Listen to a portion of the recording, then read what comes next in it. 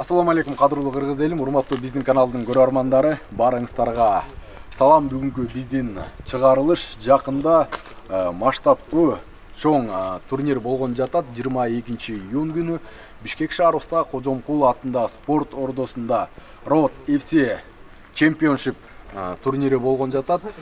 Бул турнирге Кыргызстандын эң мыкты деген алдыңкы мушкерлери беттеш өткөрөт. Кимдер десеңиздер, Канат Келдибеков, Бахтияр Тойчубаев, Тилек Машрапов, Актилек Жумабек уулу, Манас Темирбеков, Азиз Сатыбалдиев жана ушундай Кыргызстандын эң алдыңкы өз салмагында мыкты мушкерлер, чет өлкөлүк Азиянын, СНГнин күчтүү мушкерлер менен беттешет. Кудай буйруса 22-синдеги беттештин бардыгын биздин каналдан көрө аласыздар. Андыктан биздин каналга катталыңыздар, класс басыңыздар. Анда эмесе биз көрсөтүүбүздү баштадык.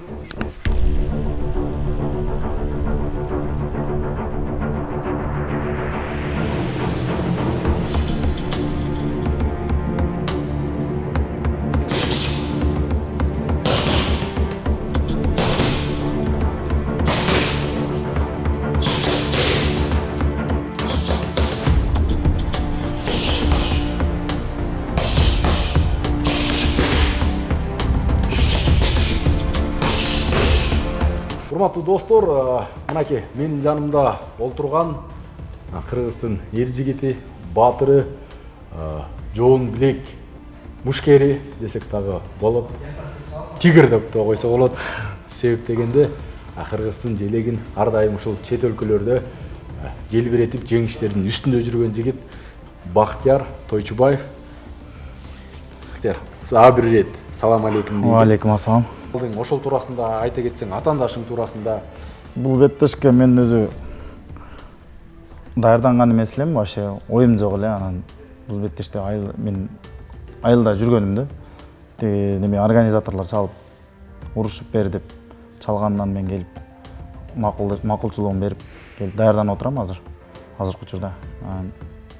Атаандашым тууралуу айтып өтсөм, атаандашым тажикстандык Мумин Шакиров деген. Тажикстандык мушкер. Ал деле күчтүү. Шердогу кандай экен? Шердогу профессионалдык деңгээли. Мен профессионалдык деңгээли шердогун карабапмын, бирок 2-3 боюн көрдүм. Чоң ареналарда урушуптур. Fight Night, Беркут немелерде урушуптур. Ошолорду көрдүм. Шердогун көрбөдүм точно. Өзүңдүн шердогуң азыркы учурда кандай болду? Канча болду? Менин шердогум азыркы учурда 12-4. Ошол. Кеченки Алматыдан кошкондо. Алматыдагы кошкондо 12-4 болду. Алматыдан кийинки жеңиштен кийин багы эл жериңе, туулган жериңе барып, эс алып, мынакей эми келдиң окшойт, Бишкекке. Келгеним 2-3 күн эле болду Бишкекке келгениме. Бул жактан кайсыл агайга барып атасың? Кимдин колунда машыгып атасың? Даярданып атасың? Бул жерде азыр Александр Воинов колуна барып атам, Гермес профиге. Ошол жакта даярданам.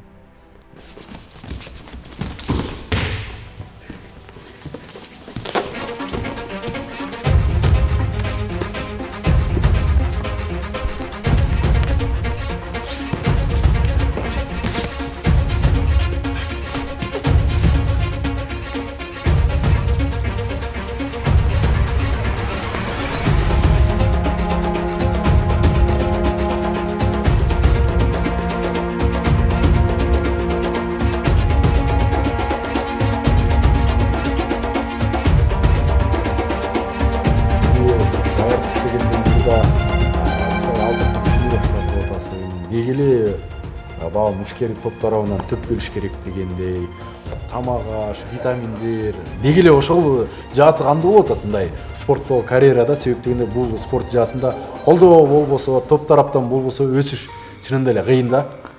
Конечно, албетте бизде бул неме жагына келгенде биз бардык эле спортсмендер кыйналып калабыз. ММАда бардык эле биздин өзүбүздүн күчүбүз менен, өзүбүздүн чөнтөгүбүздөн бардык нерсе, эч кимден жардам жок. Ошо. Анан мындай суроо болот да, туулат да. Мисалы ушул сен иштебесең, мамлекет сага айлык төлөп бербесе, тренировка кылсаң үй бүлөң бар, өзүңдү багыш керек, басканың турганың бар дегендейчи. Же ким каржылайт сени? Асмандан акча түшөбү? Же жакшы байкелериң барбы дегендейчи? Жок, бизде эч ким каржылабайт ал жактан. Жакшы деле байкелерим карабайт, мисалы мен ачыгын айтканда эч ким жардам берип, конечно, семьяны карашыбыз керек, семья биринчи очередь го. Ушу бойдон кийин, как обычно эле иштейбиз биз дагы. Бишкекте иштеп атам, мурдагы Москвада иштеп, машыкчың. Азыр эми канча айдан бери ушул бул жакка Кыргыздын ар намысы үчүн, бел куруу үчүн жеңишти алып келейин деп тынымсыз машыгып жүрөсүң да. Бирок жашоо дагы бар дей. Ооба. Албетте жашоо дагы бар. Мен эми айлыгы бар, бир аз эс алып, кичине лечение кылып, эми бойдон кийин барып, буюрса Москвада иштейин деген иштейм. Ушулдан кийин кайра эле улантасың. Кайра эле улантам. Мындайча айтканда багы иштеп, кичине токтогон акчаңды негизинде эле жүргөн экенсиң да. Ооба. Ошентсек болот. Ошентсек деле Ал болот. Бишкектен иштеген жоксуң, только машыгып отурсуң. Азыр эч жактан иштеген жокмун. Только машыгып алдыңкы боюма. Молодец, мынакей. Тыныга эл жигиттер ушундай болот, кыргыз үчүн күйүп ушкандар. Анан жалпы жумурай журтубузду, баарыбыз кыргыз элибизди, көрөрмандарды, күйөрмандарың сени чакыра кетсүп дегенде, кыргыз элдин ар дайым батасы кабыл болот.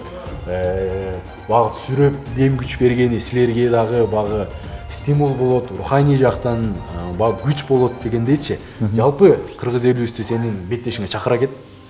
22-синде боло турган. Кыргыз эл менен кыргыз элим 22-июнь күнү келип, бардык кыргыз мушкерлерин келип колдоп, кубаттап, дем күч кубат берип кетиңиздер.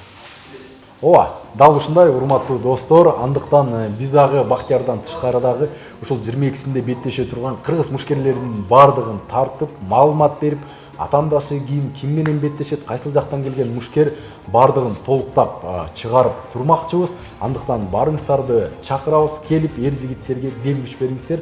Андан тышкары дагы спорт мейкиндеги биздин YouTube каналдан ушул беттештердин бардыгын көрө аласыздар. Андыктан ошол YouTube'дан эле көрбөй, келип жанынан эр жигиттерге сүрөн кылып беттешти көрүп кетиңиздер. Сиздердин кызматыңыздарда мен Токтомуш Жекшенбаев болдум. Жана Бактияр Тойчубаев болду. Эмки биздин каармандар менен, мушкерлер менен көрүшкөнчө аман болуңуздар. Бактияр, рахмат, ийгилик. Рахмат. Ар дайым жеңиштердин үстүндө жүрө бер. Рахмат.